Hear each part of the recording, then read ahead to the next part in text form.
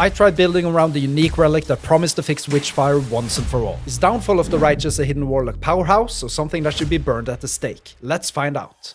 Ever since I first came across the Downfall of the Righteous relic on my first Season 2 character, something about it stuck with me. You see, this item enhances the ailment called Witchfire, a sinister aura that cloaks you in spectral flames and turns you into a walking, whispering death zone. It sends out pulses of fire and necrotic damage to anything foolish enough to breathe near you. But on its own, Witchfire is at best decent. It was buffed to do double the amount of damage during Season 1, but still then, 1200 damage over 12 seconds is nothing to write home about. But with the Downfall of the Righteous, I couldn't see anything else than this relic making Witchfire into a war machine. It turns a large chunk of your increased curse damage into more Witchfire damage, and not just more as in some extra sprinkles on top. We're talking the multiplicative nuke the screen kind of more. And yet, barely any builds out there seem to use it. Was there something I missed? There was only one way to find out. It was time to strap on some curse gear and cook up another chaotic mess of a build. The campaign itself, a breeze as usual. I didn't just cruise through it, I drifted sideways with the windows down, playing around with every possible combination of ghostly nonsense the Warlock had to offer. Exploding zombies one moment, hungering souls the next. I even brought a bone golem along for emotional support. Nothing stuck for long, but it was all part of the chaos. Because deep down, I was saving my focus for something else entirely. Witchfire. Now, as mentioned, Witchfire isn't just some spooky aesthetic. It's a damage over time ailment that ticks for 600 fire and 600 necrotic damage over 12 seconds. It cannot stack and scales with a buffet of damage types. Damage over time, elemental damage over time, fire and necrotic. But here's the catch. You can't just slap it on and go. To even trigger Witchfire, you have to invest 5 points in the Ashen One node from the Warlock passive tree. That's your ticket in. But the real secret sauce, it's the overload mechanics. You need at least one of them to ignite the whole engine. Let's start with Ignite Overload. You get this by putting 5 points into the Infernal Lash passive node. Once you do, casting any fire skill will check if enemies within 50 meters have 25 combined Ignite stacks. If they do, boom, Ignite Overload triggers. And when it does, it gives you 1% more fire damage to ignited enemies per 20% global Ignite chance on your fire skills. That's a big scaling multiplier just for doing what you're already doing. Then there's Damned Overload, the necrotic sibling to Ignite Overload. You grab this one from the Chains of Ruin passive node. Same idea. Cast a necrotic skill, and if enemies nearby have 20 total stacks of Damned, the Overload triggers. This time it gives you 1% more damage to damned enemies per 2% missing health from both you and the target. It's grim, it's dark, it's peak Warlock. So, when one of the overloads is active and you're juiced up with the Ashen One passive node, Witchfire erupts. And this is where Downfall of the Righteous comes in like a cursed cherry on top. Instead of just boosting your Witchfire damage, it takes a percentage of your increased curse damage and turns it into more Witchfire damage. So yeah, I stumbled through the campaign and early endgame slinging random spells having fun, but beneath the chaos this whole machine was slowly coming together. Witchfire was being built, one overload at a time. And I was getting ready to flip the switch. Now, if you've enjoyed this video so far or want to stay tuned for the final build guide video coming soon, make sure to hit the like and subscribe buttons, or even consider joining the channel as a member. At level 70, it was finally time to unleash the true star of the show,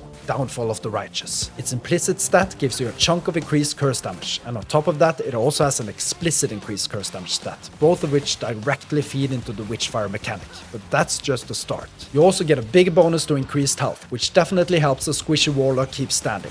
Then there's the real sauce, Health Leech, specifically for fire damage over time and necrotic damage over time, which is basically what Witchfire does. So not only does it turn your increased curse damage into more Witchfire damage, it also keeps you alive while you melt everything around you. It's thematic, it's powerful, it's straight up Warlock poetry. From level 70 to 83, everything just clicked. I soared through Hunter Corruption like it was nothing. Took down my first Harbinger without breaking stride. The build had a rhythm, momentum, and a death aura that could clear an entire echo without breaking formation. But then, as Corruption grew higher, with it came the plateau.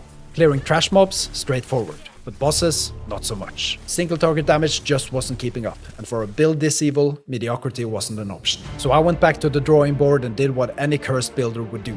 I respect the whole thing. The solution came from a surprising combo. I paired Infernal Shade with a Return Below node from Chthonic Fissure. This node does two brilliant things. First, it makes Infernal Shade instantly deal its remaining damage when it's purged. Secondly, it increases spirit frequency of Chthonic Fissure, meaning more purging, more damage, more overloads. And here's the kicker. Infernal Shade has its own explosion nodes, and those also get included in the final detonation when Return Below triggers. What used to be a slow-burning damage over time spell suddenly became a detonating bomb, stacked with Witchfire, Ignite, and Damned. Bosses didn't stand a chance. After that change, the build transformed. What was once a slow burn became an infernal blender. Bosses melted, Harbingers downed, Corruption currently at 634. Most of the work was done by simply running around in echoes. That's the beauty of this setup. Thanks to the huge witchfire radius, every enemy around me was automatically afflicted every second. I didn't need to cast, just exist. Walk into a pack and it disintegrates. All I had to do was keep moving, keep the overloads going, and let the relic do the rest. This was no longer just a build, it was an ailment engine on autopilot. But every build has its trial by fire, and Aberoth is basically the flame itself. I entered the fight cautiously optimistic. After all, the build had been steamrolling everything else up to this point. Why would this be any different? And honestly, I got off to a pretty solid start. After the first slam, Aberoth was already down to 85%. The overloads and witchfire take some time to build up, so this was definitely a good start, all taking into account. Took a few punches afterwards, sure, but thanks to our sturdy health leech, things stayed manageable even after the ward pool dropped. The leech from Downfall of the Righteous really pulled its weight here. The middle stages were pretty clean. I kept the pressure up, danced around the chaos, and steadily chunked down his health without too much trouble. I took a couple of hits that knocked me down to 1300 health, which is never a comforting number when Aberoth is still on his rampage, but once again, the sustain came through, and my leech just slowly reeled me back to safety. Around this point, I backed off to regroup, circled around a bit. You know, acted like a responsible adult warlock for once. And as we see me pushing into the final phase, it's a good time to point out that this build reaches up to 5000 ward in combat, paired with a solid health base. So you're looking at roughly 8000 effective health points, which is quite nice. No real issues during the final slam phase. I kept a safe distance, maintained consistent DPS, everything was going smoothly. Then, I got caught smack in the middle of the Void Wind attack. Totally unintentional, totally my fault. But here's the twist. It didn't even matter. I tanked it without breaking a sweat. A clear sign that this build isn't just about melting screens. It can take a beating too. And then, classic moment. I completely forgot about the 15% kill threshold on Transplant. So I'm sitting there, ticking him down, wondering why he's still alive. Then at 5% remaining health, I had that light bulb moment. I threw a Transplant right into his face, and boom, Aberoth down. The final build guide video will be out soon, so make sure to hit that subscribe button to not miss out. Also, consider joining as a channel member to support me making more videos like this. I highly appreciate all the support. And finally, if you want to see my other videos in this series, you should click on the playlist showing on the screen right now.